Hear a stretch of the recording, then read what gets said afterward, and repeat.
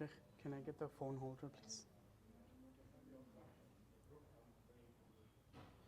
It still says waiting. Are we live or? We're waiting on it to go. Okay. I'm monitoring if it's.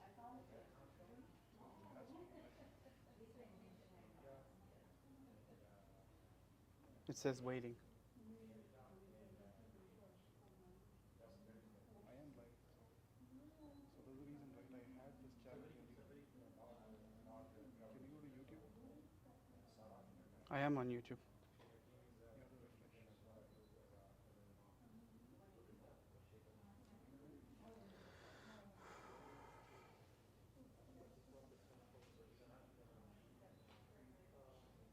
Okay. Yeah. Okay. Inshallah. بسم الله الرحمن الرحيم الحمد لله رب العالمين والصلاة والسلام على أشرف الأنبياء والمرسلين نبينا محمد وعلى آله وأصحابه أجمعين والتابعين ومن تبعهم بإحسان إلى يوم الدين وبعد وسلم تسليما كثيرا كثيرا. أما بعد فقد قال الله تبارك وتعالى في كلامه المجيد والفرقانه الحميد بعد أعوذ بالله من الشيطان الرجيم بسم الله الرحمن الرحيم ولله على الناس حج البيت من استطاع إليه سبيلا ومن كفر فإن الله غني عن العالمين. صدق الله العظيم. My dear respected brothers and sisters in Islam, Assalamu alaikum wa rahmatullahi wa barakatuh. It is my absolute pleasure and blessing to welcome all of you, inshallah, for tonight's class and seminar, inshallah. We will be breaking this seminar up, inshallah, into 3 separate sessions, and we will be covering the question and answers related to each session separately, inshallah.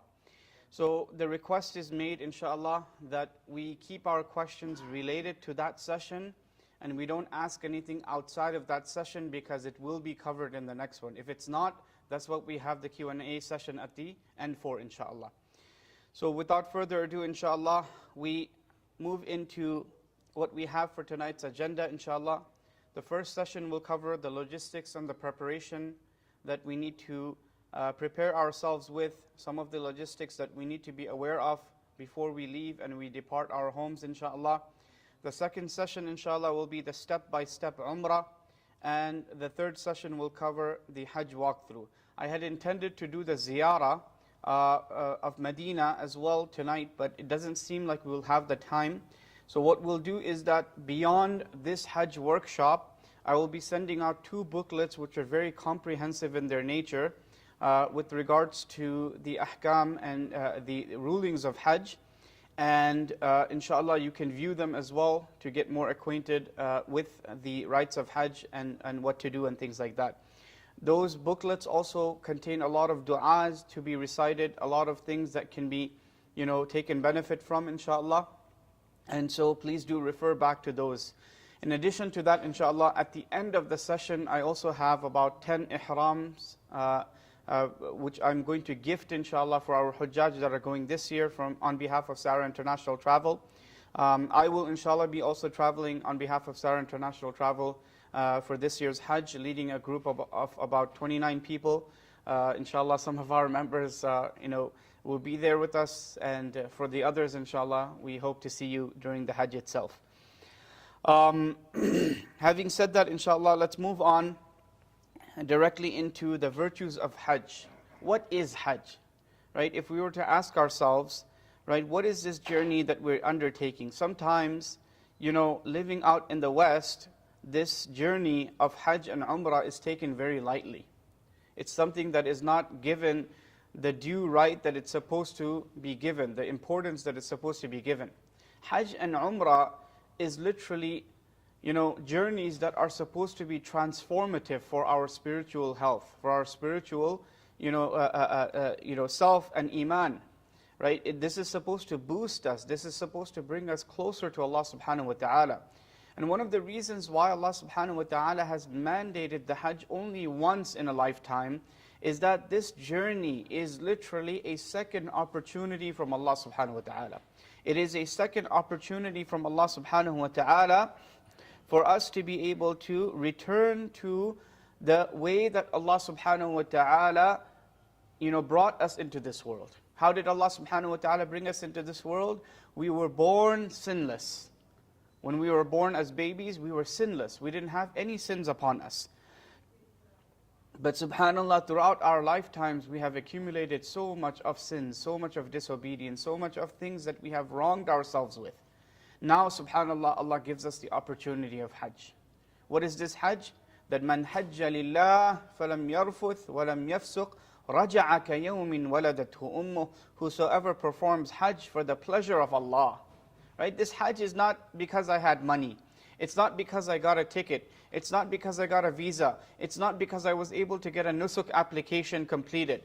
It's not because of anything else. This is a journey where we are responding to the call of Allah, the invitation of Allah subhanahu wa ta'ala. That's what it is. وَلِلَّهِ عَلَى النَّاسِ حِجُّ الْبَيْتِ مَنِ اسْتَطَاعَ إِلَيْهِ سَبِيلًا.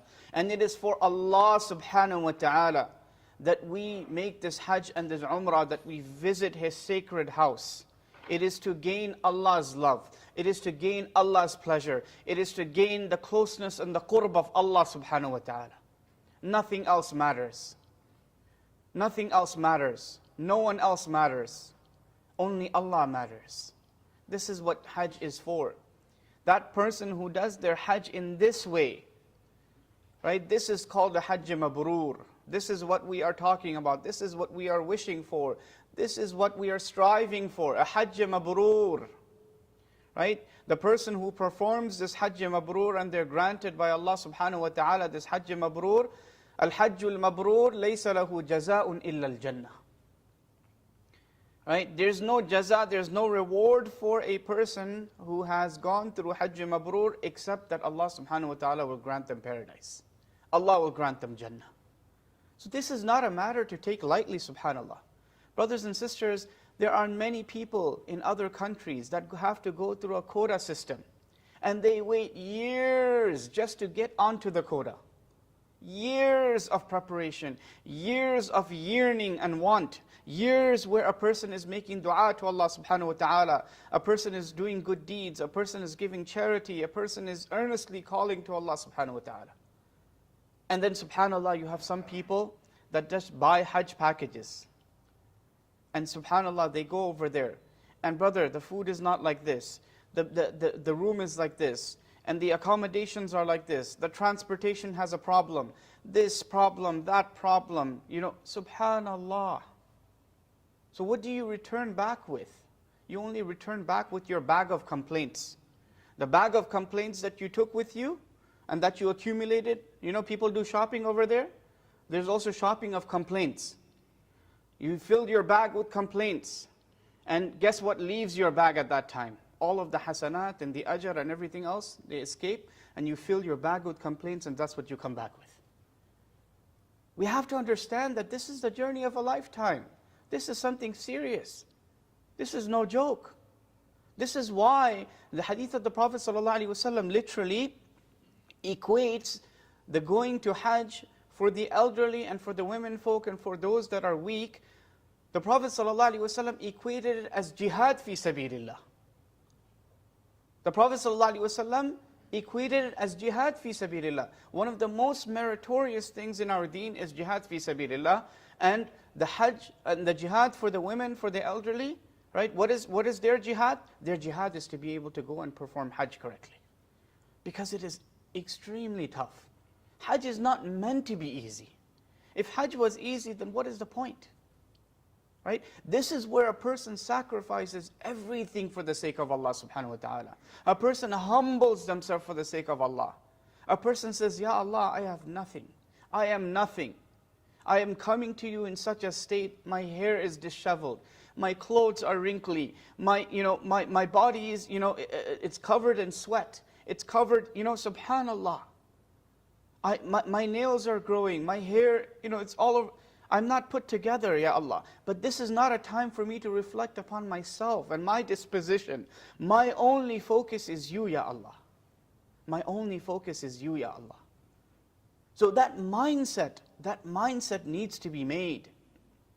So we go into the spiritual preparation that a person needs to make. First and foremost is the correction of our intentions. What is our intention for going to Hajj? What is that intention that we're supposed to have? Are we going so we can go back and come back and people will call us Hajji?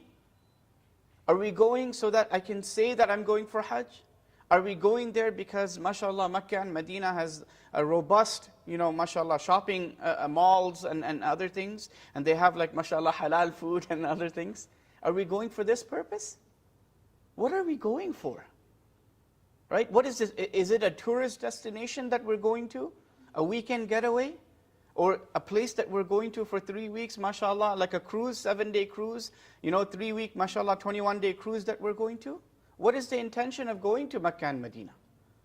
That is what needs to be corrected first and foremost. إِنَّمَا الْأَعْمَالُ بِالنِّيَّاتِ. All actions are dependent on their intentions.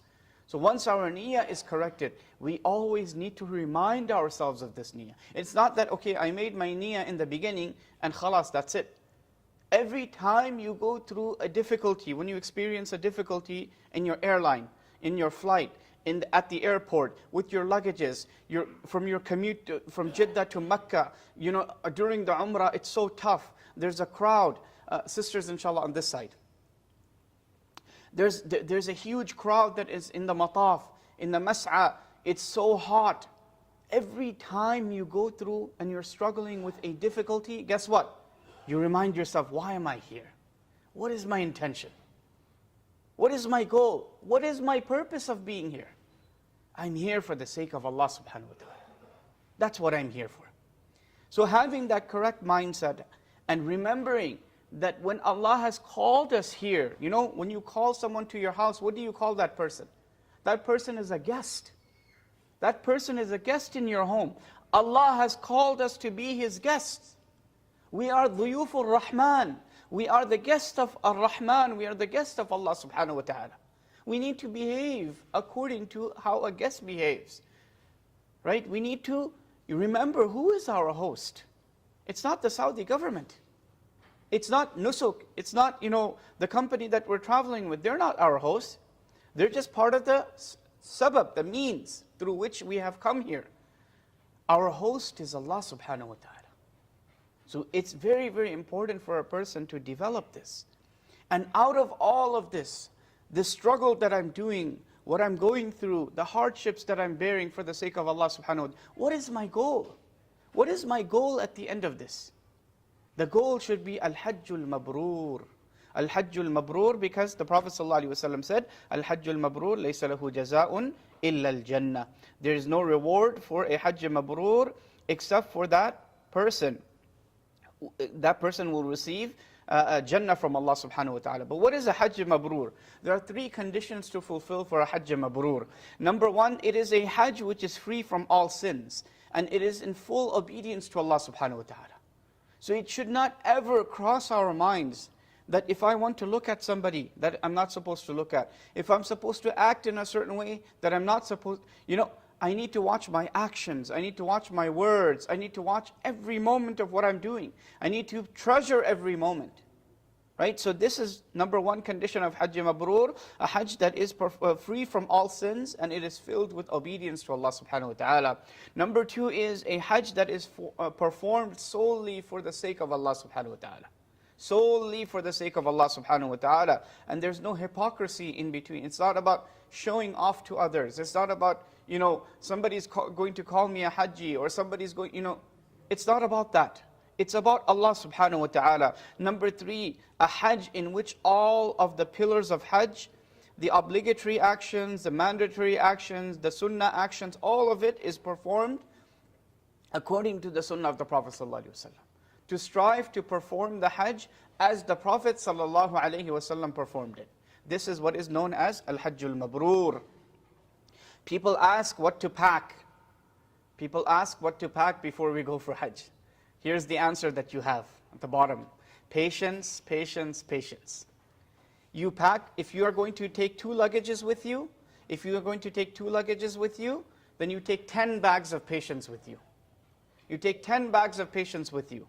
And every time you go and you're experiencing something difficult, you tap into that bag and you take out a little bit of patience.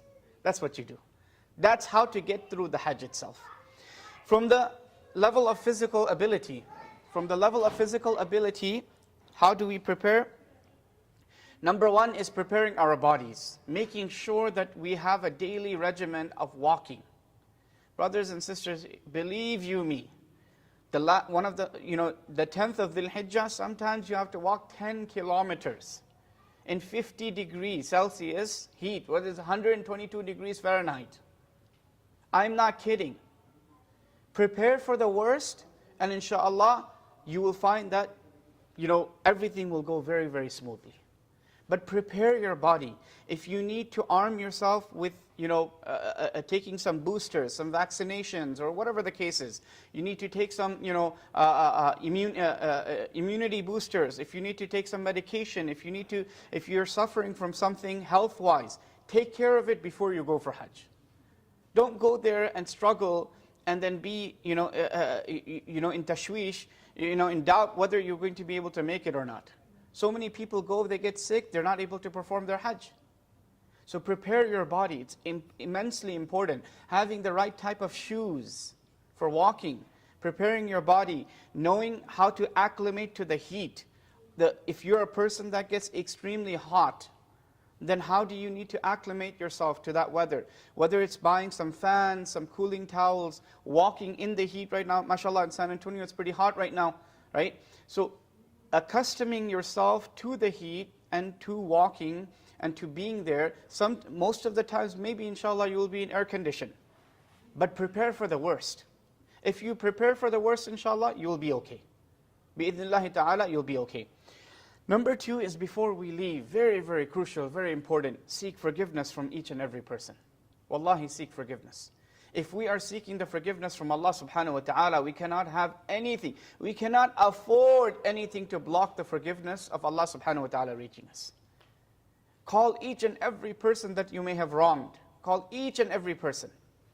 And request them that, brother, sister, I'm going for Hajj. For the sake of Allah, please forgive me. I forgive you, and you please, request you that you please forgive me, inshallah. Number 2 is that if you have any debts that are due upon you, if you have any loans that you have taken from people, if you have money that you owe to people, for the sake of Allah, please make sure that you pay that. Make sure that you make right with that person. You don't want that person is suffering and you're going for the Hajj, and because of that person's suffering, now your Hajj is blocked and the virtue and the reward of your Hajj is gone. You don't want that. So this is another very, very important thing to take care of. Number 4 is when we are using our money, using halal provisions, halal money, halal income, halal sources, right?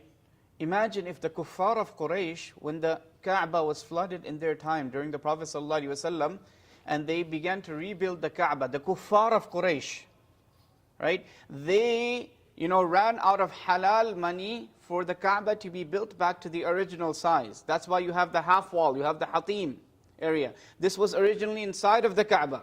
Anybody that prays inside the Hatim, the semicircular wall that we'll see, this is a person praying inside the Kaaba. But the kuffar of Quraysh, they said that no, we cannot build the house of Allah with haram money.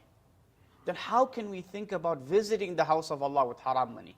How can we think about performing Hajj with haram money? So we must be extremely, extremely careful about this, inshallah.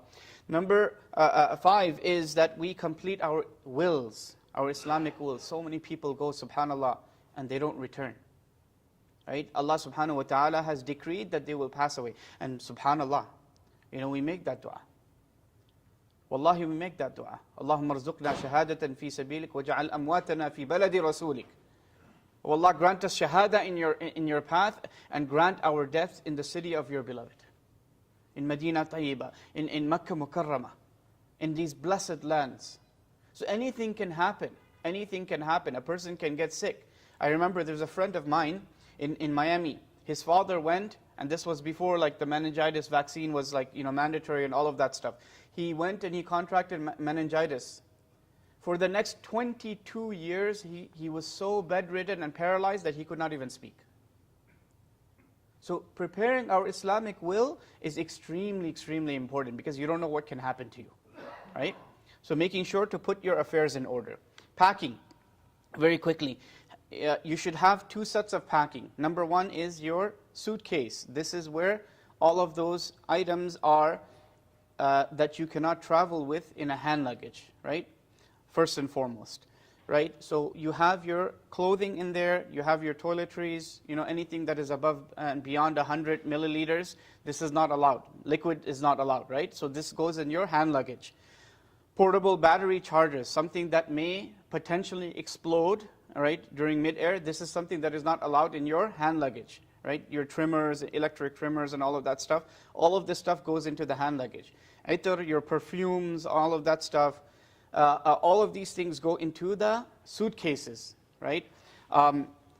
In your hand luggage, don't overstuff it because you have to carry it with you, okay? So majority of the stuff should be in your luggage. In your hand luggage, you carry with you your ihram and your belt, your slippers, right? And in this case, a musalla, a tasbih, 1 or 2 pairs of clothing, your books with you, your Hajj booklets, your Quran, your mushaf. If you're not reading from the cell phone, that's, you want to carry a physical Quran with you, that's fine, no problem, inshallah. And this is what goes into your hand luggage. Most importantly, your medicines. Your prescription medicines, for Allah's sake, don't put them in your suitcase. What you do is that you half it. Put half of your prescription medication in your hand luggage and put half of it in your suitcase. There are so many instances where a person's luggage got lost, right? And their most crucial prescription medication was in their luggage, and now they're suffering without it. There's state-of-the-art pharmacies that you find over there, but sometimes you cannot get the prescription medication that you need as readily available. So having, making sure that it is split into 2, right? And having a set with you, this is extremely important, especially if you are suffering from asthma or some other type of, a condition where you need inhalers, or, for example, you may need an EpiPen or something like that. Always make sure that you have it. Half in your suitcase, half in your hand luggage, inshallah. Make sure to take a small umbrella or a portable fan with you. Sometimes you get those little spray bottles as well. For the men folk, you're going to be in the state of ihram. If you're not going to Medina first, and you're flying into Jeddah and you're going to go to Mecca, guess what? You have to be in the state of ihram before you land at Jeddah. We'll get into the topic about miqat. So what is important here is to have some Vaseline with you, non-scented Vaseline. Why? Because your skin gets chafed, right? It's very, very important to have these things, because if you don't know beforehand, it's an extremely, extremely unpleasant experience. So inshallah, we can ask many, many questions about this in the Q&A. I know there must be a lot of questions about this. But one last important thing is that if you're going to take a black or a blue suitcase with you, guess what? Everybody else thought about bringing a black and a blue suitcase with them as well. So when you land at Jeddah airport, you're not going to know which one is your luggage. So one of the best tips is that find a very unique colored ribbon. Find a unique colored ribbon, and if you're going to take a luggage that's blue or black or blue colored, or even any other color, make sure you have that ribbon tied to it. Or you have some sort of luggage tag that's written with your information and all of that stuff. This is easily identifiable, inshallah. So this is very, very important. Documents to have with you. First and foremost, your passport. Allah, if I have to tell you, people have traveled sometimes 10, 11 hours and they have come with somebody else's passport. It has happened before. So before you leave the house, you have to have your passport with you. Your visa nowadays is what? It's an e-visa. It's no longer, you're no longer carrying it with you. You need to also carry your vaccination card with you, especially meningitis. Meningitis is mandatory, and we've been told that all of the pilgrims that are landing, immediately as soon as they land, they ask for the vaccination card. So the vaccination card must be with you. You must have it.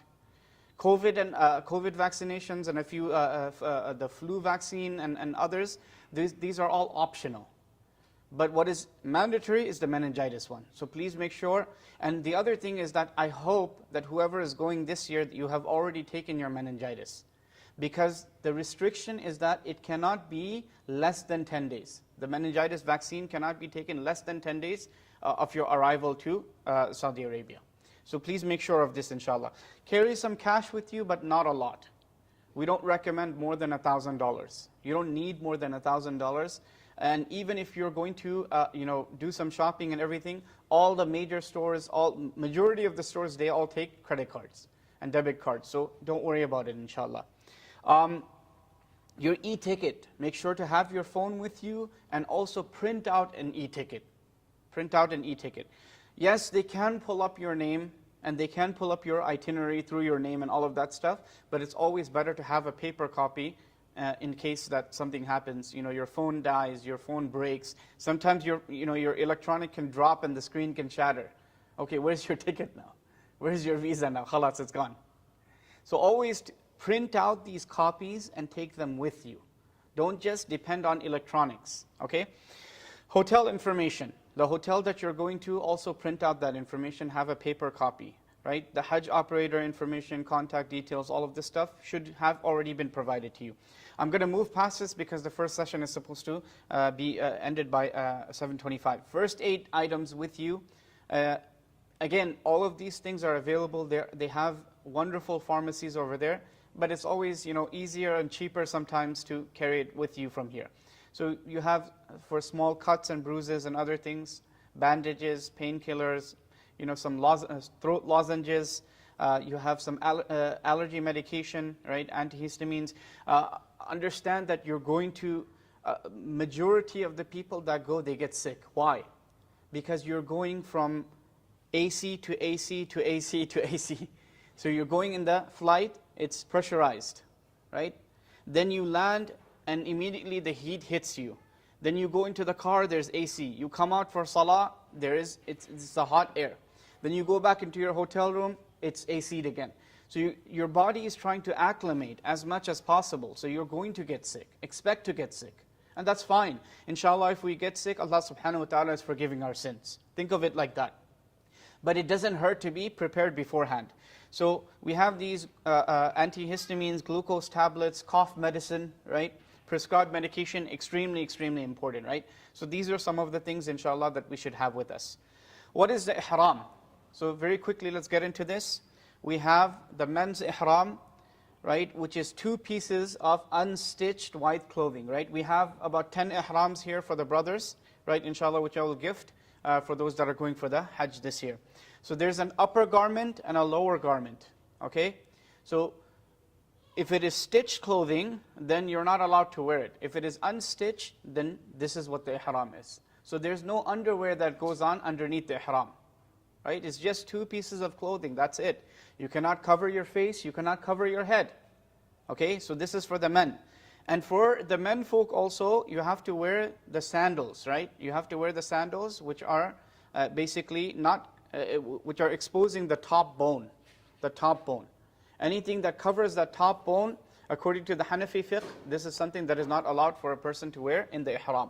Other schools of thought, they do allow for this. This is something that you would have to consult the scholars of your madhab if you follow a particular madhab, inshallah. So these slippers that we see, these like flip-flops, this is the type, inshallah. So sometimes Skechers, in our experience, has a lot of thick, cushioned flip-flops. So if you have difficulty, you have foot pain and all of that stuff you're suffering from, make sure to get a good, decent pair of slippers, right? Make sure to get at least 2 or 3 pairs, inshallah. And nowadays, we don't run into the issue that, okay, my slippers, somebody is going to steal them. Because you have your shoe bag with you. Everywhere you go, you carry your sandals with you, inshallah. So inshallah, they won't get lost. Bi-idhnillahi ta'ala. Okay, what is the women's ihram? Women's ihram is anything simple, right? Anything simple that is not overly decorative. They are allowed to wear gloves. They are allowed to wear abaya, scarf. Obviously the hijab is a must. The socks and the shoes, all of this is fine for the women folk, right? But the face must not be covered. The face is something that must not be covered. This is one restriction that they have in the ihram in terms of clothing. However, for those women that are wearing the niqab, then what they do is that you have an ihram cap, you have a cap, and you may put on the niqab on top of the cap, so that you're still veiled, but the cloth is not touching the face, inshallah. Okay, very quickly we're going to look at the demonstration of how to tie the ihram.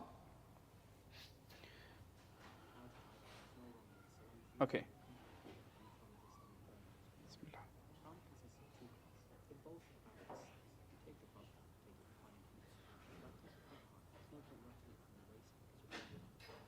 Okay, so we have the bottom piece right here. Okay, you take the two sides, right? I'm sorry, the audio is very low here. Brother, you're blocking everybody else's. Inshallah. Okay, so you have the two sides, you put it together. This is you can tie your ihram in any style, but I prefer this style. Okay?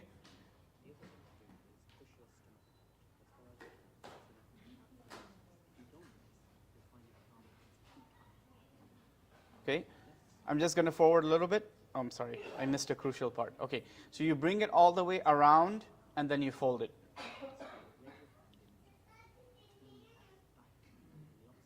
Okay?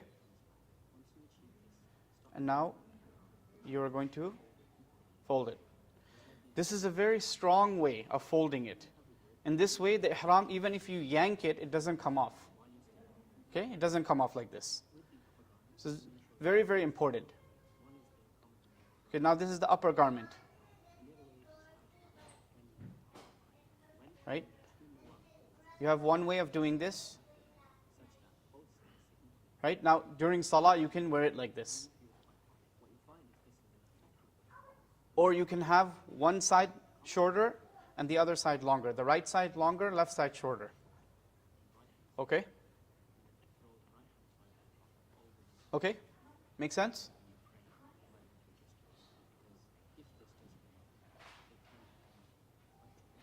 And then you can also use safety pins over here on this side so that it doesn't come off, inshallah. I'm just going to end it off over here, inshallah, because we don't have that much time.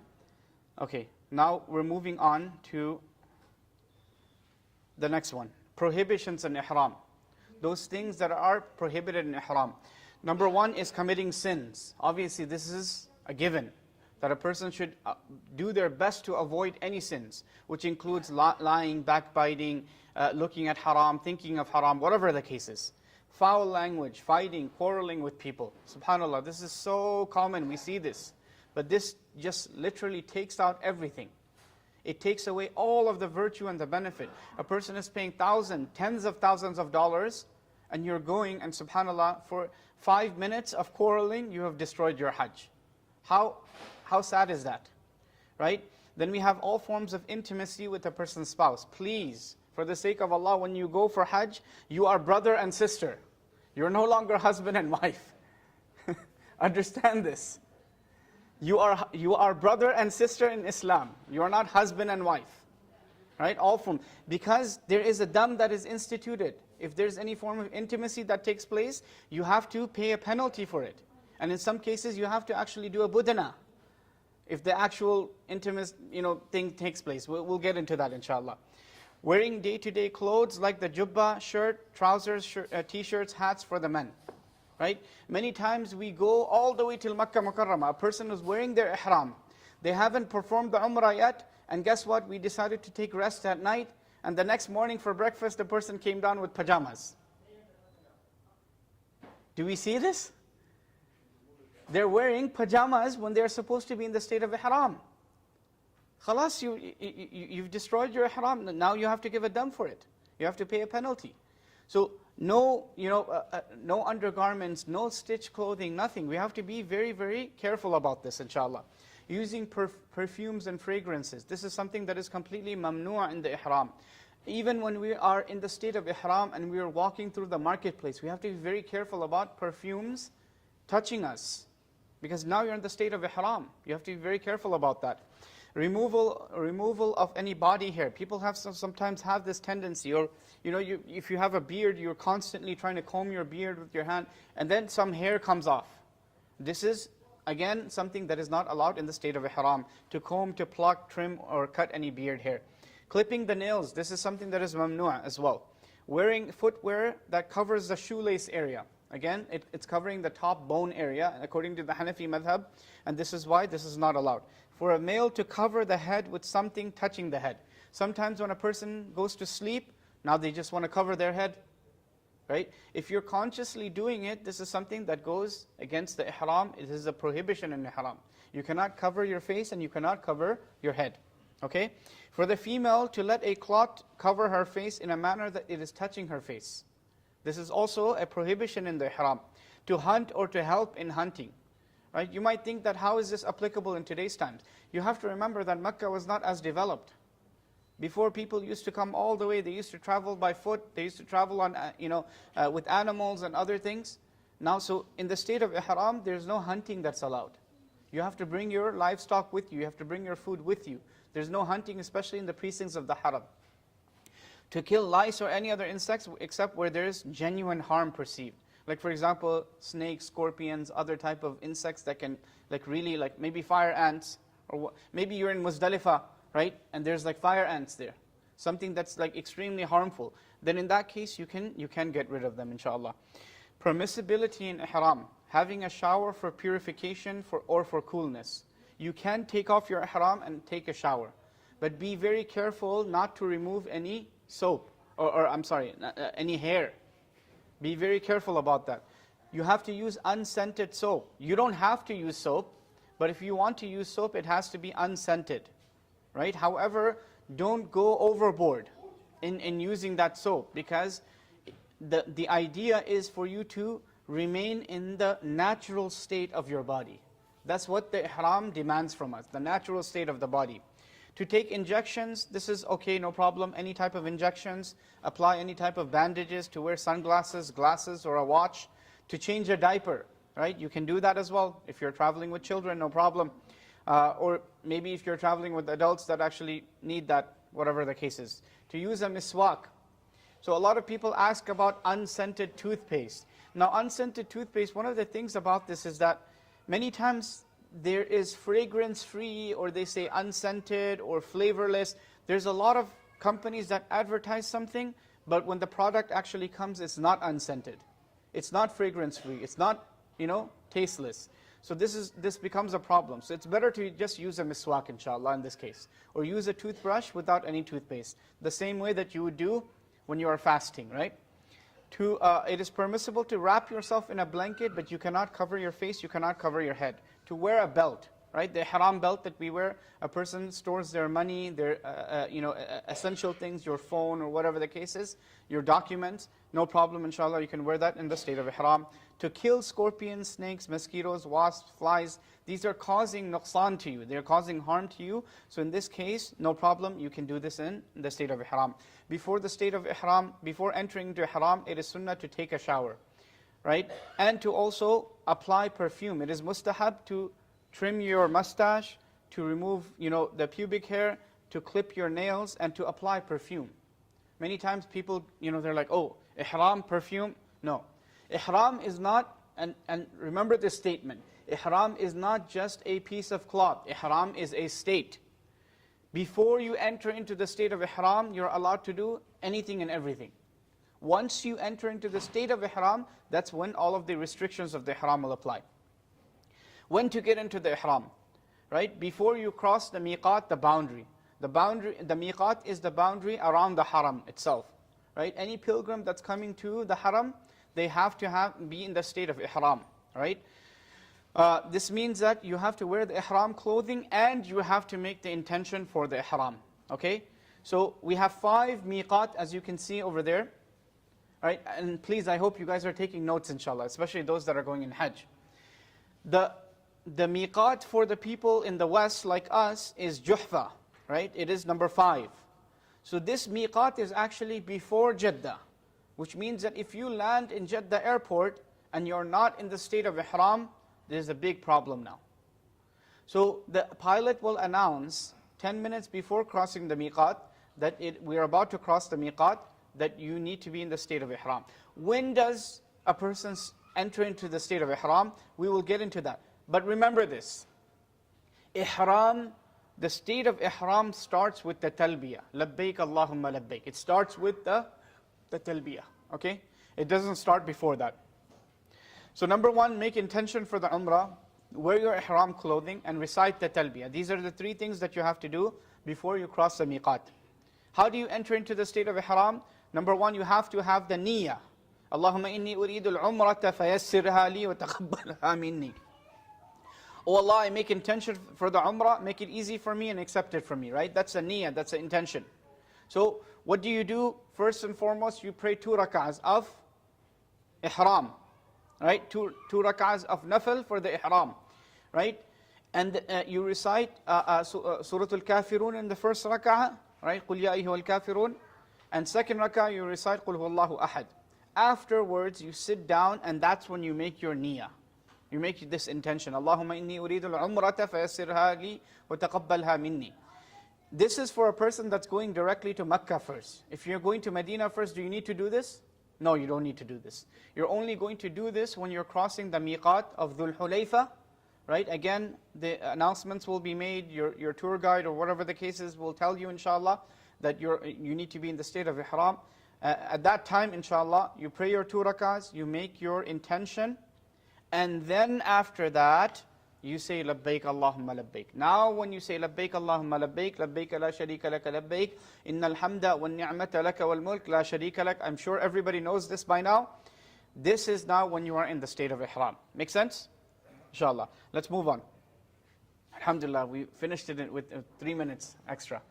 Do we have any questions, inshallah? Yalla, logistics and preparation, bodily, physically, spiritual, only those types of questions, inshallah. Only those types of questions, please. I'm also going to monitor my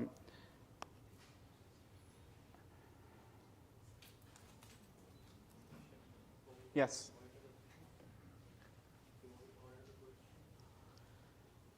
You can, but I haven't received any. Anyone from the audience, do we have any questions regarding logistics? I'm sure we have it. Bismillah, we only have 10 minutes for questions. After that, we're going to take a break. Assalamu alaikum.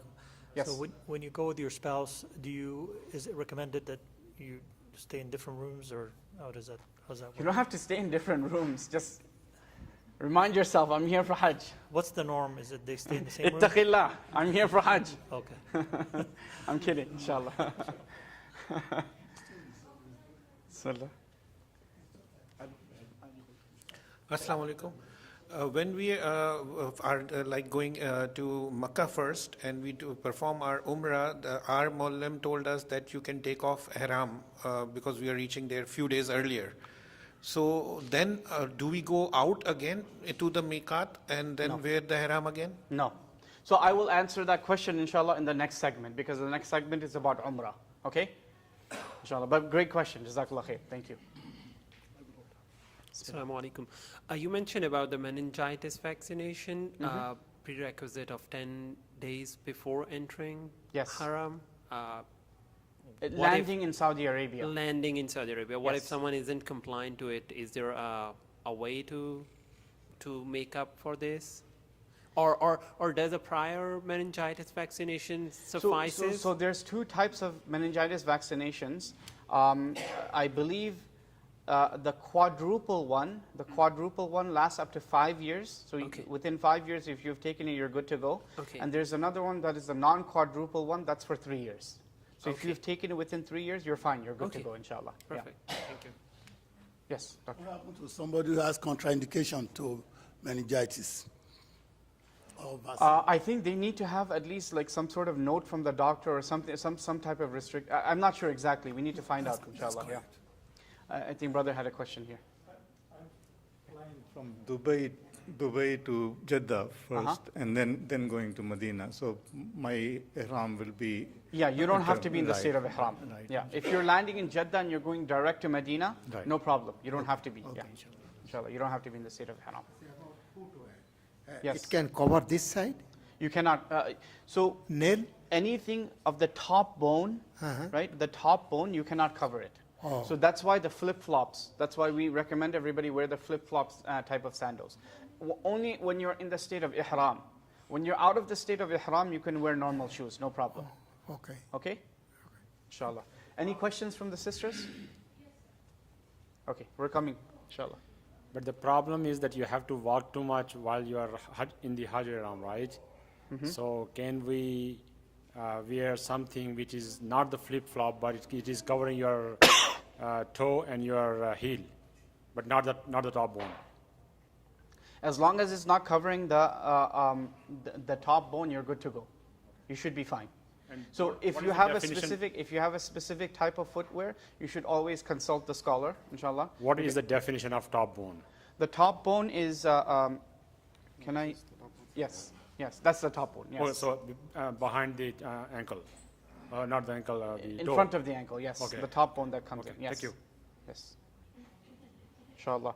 Okay, we have 3 more minutes, inshallah, for questions from the sister's side now. Inshallah, there's a mic here. Can we please take the mic? We have to take both, inshallah, yes. Yes, sir. I have a question. Sure. You said in the state of Iran we cannot cover our faces, right? Correct. And how about the night time? We can cover with the blanket, or No. some people has a habit with the No. hand like a covering the face. Yeah, you cannot do that. Even at night, you cannot do that. And if it so happens, right, that if you're not doing it voluntarily, and it happens out of habit, then inshallah Allah will forgive you. But if you're consciously doing it, then you have to give sadaqah for it. There's some penalty that you have to give for it. The sadaqah amount is like a small amount. You can just give it to one of the haram workers. You should be good to go, inshallah. Okay. And also I have a question. If we are staying 5 days in the abaya, if it get dirty or anything, we want to change it. You can switch abayas. You It's can, fine? yeah. No problem at That's all? why we tell everybody to carry spare ihrams with you. Even for the men folk, it doesn't have to be one piece of clothing. Okay. As long as it meets the requirement of ihram, you can have 3, 4, 5, 6 ihrams. For the abayas, you can have 3, 4, 5, 6 abayas. Right? No problem, inshallah. Yes. Brothers, as the questions are being asked, brothers and sisters, the snacks are being given out. Brothers are requested, inshallah, please go ahead and grab the snacks. I'll answer the sisters' questions. I was wondering, when we go from our hotel in Mecca to Mina, do we get a chance to take a shower every day, or can we take a shower in the morning? You can take a shower at any time, as long as scented products are not used. Okay. You cannot use any scented products, no problem, but you can take a shower anytime. But I thought you just now said you could, when you're wearing your ihram, you could wear attar. No, that's the thing. Perfumes, anything that is scented, anything that has a perfume, you cannot wear that while you're in the state of ihram. So yes, you put on the perfume beforehand. For the women folk, there's no perfume. You cannot put on perfume because you're not supposed to be out with perfume in public. You're allowed to use deodorant? You're allowed to use deodorant, but non-scented deodorant. Fragrance-free deodorant, you can use that. Okay, so there's fragrance-free you're allowed to deodorants. use an oily scent before you get in the state of ihram. Even during the ihram, you're allowed to use deodorant as long as it doesn't have a scent. Okay. Yeah, unscented, no problem. Okay, and Yeah. no attar. No attar, no, not at all. Not even an oily attar. Nothing. Nothing with a fragrance. But the women wear kajal, they can wear kajal? No, nothing of decoration, nothing of zina, nothing to beautify yourself, and no fragrance. You cannot wear any of that. Yes. Anything else for anyone else? Yes. Hold this, hold this.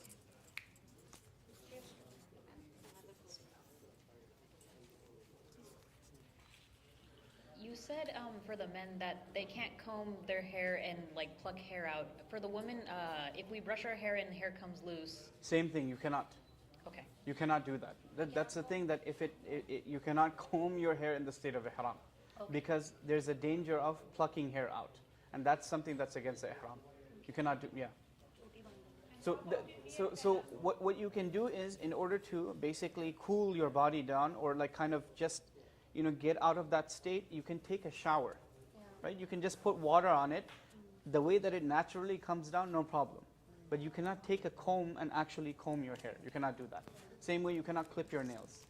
Inshallah. Scratching also, be careful, be aware when scratching. Sometimes if we scratch too much and then the hair is coming out or something, you have to be careful about that. If that happens, this is a small sadaqah that you have to give, not a whole big dumb penalty. I will explain that. There's a whole section on jinayat, inshallah. Like 10 riyals or so. Yeah, it's not a big deal. Like sadaqatul fitr amount. Anyone else, inshallah? When you are in Mina, you stay in a tent, right? Yes. They have the facilities of like taking a shower and all that. Yes. Yes. So you can change your clothes anytime. Yes. You feel Yeah. sweaty and Yeah. okay. You can change your clothes. Again, as long as there's no fragrance that is used, you're fine. Changing of clothing is allowed in ihram, no problem, inshallah.